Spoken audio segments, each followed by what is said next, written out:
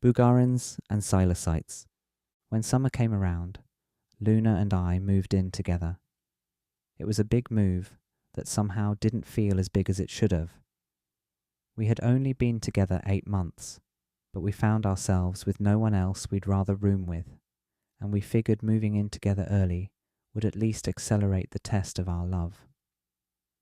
The transition went considerably well, and I was happy to share the space with her.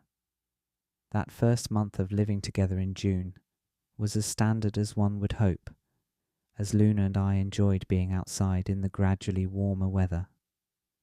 I started looking for other jobs to replace the data entry, but there wasn't much available that I was qualified for. Luna projected a lot of pressure on me to get out of my data entry job, probably because when you say data entry out loud, it sounds like a job for directionless schleps. So I went through many ups and downs with that whole thing. It was all for nothing though, as I kept on with the data entry for the summer anyway. Boogarins was on tour again and came back to Hip Forest to play at a larger venue. I was pumped, as could be, leading up to the show, having obsessively listened to their latest collection of recordings titled La Vema Mort, which translates to something like Come to Death. The new music was an incredible release and got me through many end of shifts that summer. I would time it so that once I started the album, it would end right when my shift was over. Mentally, it became an effective coping mechanism for the monotony of copying information from one place to another. The day of the show came, and I decided I was going to microdose some mycosporin before the show, just to jazz it up a bit. Luna was against this idea. "Can't you just enjoy the show without mycosporin?"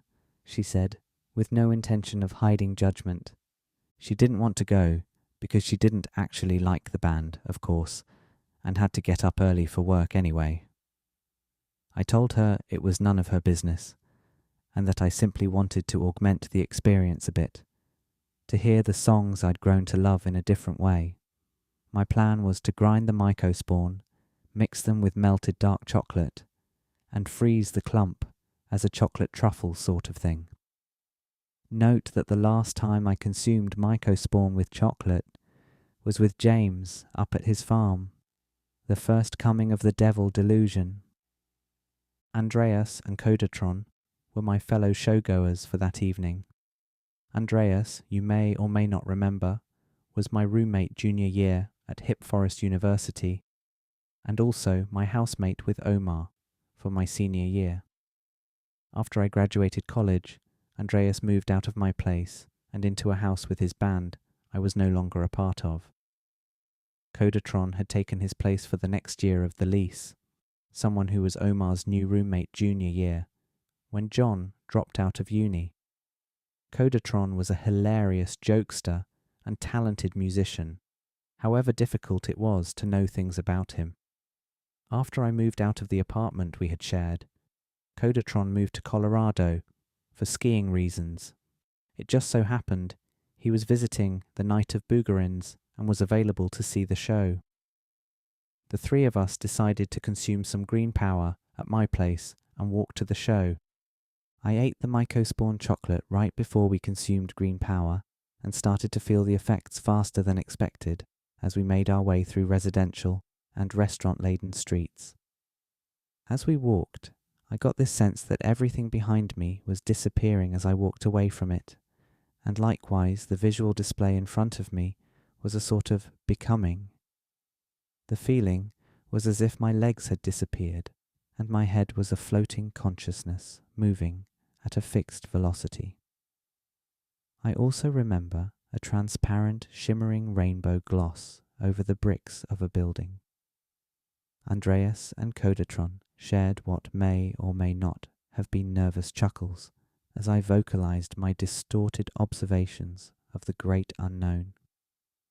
Finally, we made it to the show, and I pulled myself together to get through the first checkpoint of ticket exchange. We made it into the showroom, and I immediately dashed for the water dispenser as I suddenly felt overheated and like I could pass out. I walked right by 2 members of Boogarins and didn't stop to talk because my dry mouth situation was so dire. That was when I knew that the night wasn't going to go as smoothly as I had planned. I quickly drank several small cups of water in a way I hoped was inconspicuous. In an effort to relax, I gently reminded myself that it was quite the small amount of mycosporin I had taken, so there was practically no reason to be worried about anything. Through deep breaths, I talked to several different people I knew from campus, and returned to Andreas and Codatron before the show started. Eventually, I ran into Sandra, who I knew was going to be there. I had only seen her once or twice since Luna and I had started dating, and one of those times the 2 of them met each other. It was as awkward as you'd imagine, the 2 of them pretending to care about getting to know one another, and I had no desire to repeat the experiment. Anyway, there she was at the show, and it was nice to see her, though it brought up a lot of complex feelings. She joked that my outfit was Bermuda Steverino because I was wearing shorts that were dangerously close to salmon-coloured, as well as a short-sleeved collared navy shirt with little white palm trees all over it. I think it was mostly a joke, but it kind of hurt when I realised she was right. Had I become Bermuda Steverino because Luna was more normcore and it was rubbing off on me? Was I not the same Steverino as before, with the same values and style? And if not, was that bad? I became almost positive it was. Boogarins came on stage, and their sound was as massive as ever. They slowly built up a sonic wall as a means of sound check, and I could feel every vibration shake my core. It was an awesome sensation, and I became perma-smiled, fully immersed as I wanted to be, and hopeful that the experience had shifted tone for the better. But just as soon as this was the case, an anxiety grew as I started to get the sensation that I might have soiled myself, something I'd felt in experiences past. I tried to tell myself that I was probably just sweaty, and this was an amplification of the great unknown. But what if the mycosporin had inhibited my ability to properly assess the situation in my pants? There I was, distracted from the show I had been looking forward to for months, all because I took mycosporin for an augmented experience, and the main augmentation was uncertainty about whether I had shat myself. I suddenly worried that I had gone through a series of embarrassing facial expressions in relation to my anxious train of thought, and quickly looked around to see if anyone had noticed. 2 fellas I spotted near the top left corner of the stage appeared to have witnessed the whole thing. They were smug, too smug for my taste, and I got the sense that they were cracking jokes with each other at my expense. Fucking assholes, I thought. They're just jealous that I'm visibly enjoying the band more than they are. So I went about my attendance at the show, half compelled by the force of Boogarins, and half paranoid about the intentions of those around me. For a while I remained unsure of whether I had shit myself, even just a little. Before one of their songs, Benki the guitarist addressed the crowd.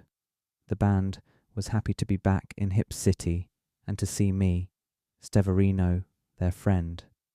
He made a hand gesture toward me, and the room's gaze shifted.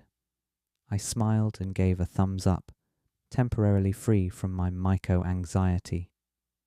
"Okay, Steverino, you have never heard this song live before," Benke said, before starting the music. They played the abrasive Elogio a instituição do cinismo, which translates to "I commend the institution of cynicism." I was taken aback, not expecting to be addressed by Benke on stage, nor to have that particular song be the one dedicated to me. There was a vague poignancy to the totality of the experience, like it was all saying something on a higher symbolic level that I could not comprehend. After the end of the show, I stuck around with my friends while the next band set up, and we got to talking about the show and whatever else. I regret forgetting what sparked this paranoia, but some joking between Codatron and Sandra led me to believe that they had hooked up. It became a bigger feeling when I realised I had no idea what was going on behind my back, or more simply, when I wasn't there, and it was a terrifying reality. How was I to trust all my interlocutors to behave in my favour in my absence? I became convinced Codatron had suavely hooked up with most women I had met in college, and in fact was merely entertaining this illusion of our friendship just to rub it in. Yes, Codatron hated me, and had covertly, yet sadistically joked about all the times he had betrayed me by boning my past lovers, perhaps even while I was with them. Looking back, there was no real reason to believe any of this, save the fact that Codatron happens to be a dashing fellow who is talented with many instruments, and thus is probably Mr. Steal-Yo-Girl material. I thought we were friends, or something of the like, but did I really know Codatron? I expressed my thinking to Codatron as I pulled him aside, and he laughed at the thought of it. "I've never had sex with that woman in my life," he soberly replied, so as to properly get the point across. So there it was. Fine. Sorry for the paranoia. Just, it was the mycosporin and psilocytes playing a trick, that's all. Then Codatron told Sandra what happened, which caused her to laugh, and they began joking as if my delusion had actually happened. "Oh yeah, and Andreas was there too," Sandra quipped. Andreas wasn't really paying attention, but shyly agreed to the joke with a little chuckle. But even that lack of enthusiasm seemed suspicious, like perhaps it was a deceptive ploy to make me believe that no devil's threesome had happened, when in fact it had.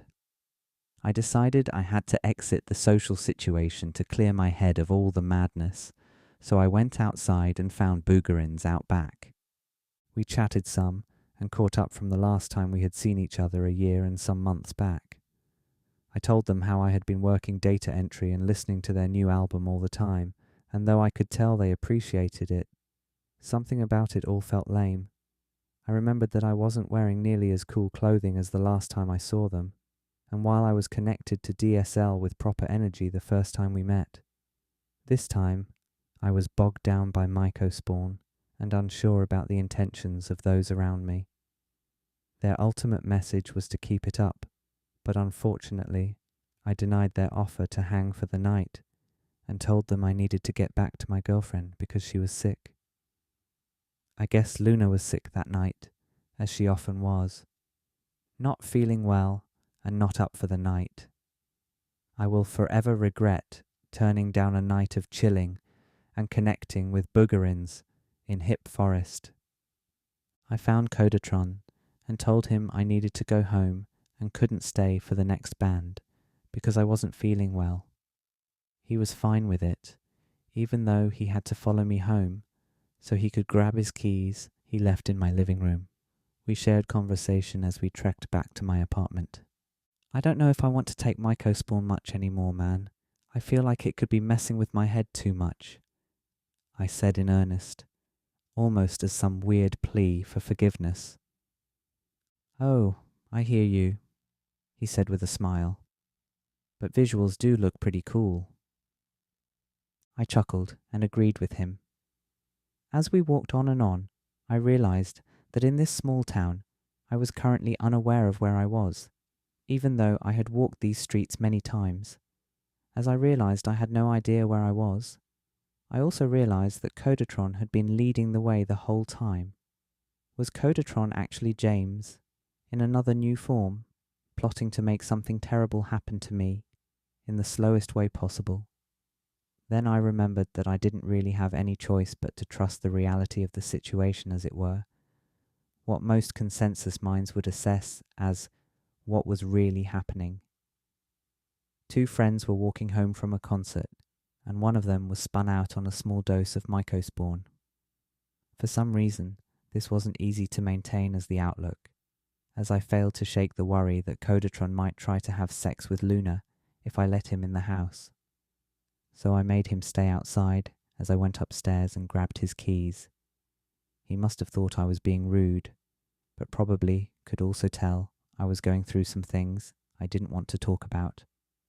I crawled into bed with Luna and still didn't feel right. To fall back into the devil delusion, even if just a little bit, was a major setback for me. Luna woke up briefly, and I whispered to her that I was scared. I asked if everything was okay, to which she scoffed and grumbled that I should just go to bed. She needed to fall back asleep because she had to get up for work soon. I was left to the swirling vague visions in the darkness and the uncertainty about what had just happened reality-wise and psychologically. Eventually, out of exhaustion, I fell into my slumber. I awakened to decide that I needed a mental health day off from work, which Luna shamed me for. Her shaming of me was to the effect of, "You aren't going to get anywhere in life if you take mycospawn on a work night, and thus cannot make it to work the next day." But that's how it went, and what was the point of being vindictive about it, rather than compassionate? I think this single experience was a huge chip in my relationship with Luna. In virtue of the fact that she wasn't there for me in my psychological terror, she was there for my DSL day the previous spring. But here, I was a mere hindrance to her sleep, and she didn't understand the weight of the experience relative to my past devil delusion. She never wanted to hear exactly what happened there, and thus failed to understand me fully. I spent the next day cleaning and rethinking my life, as it were.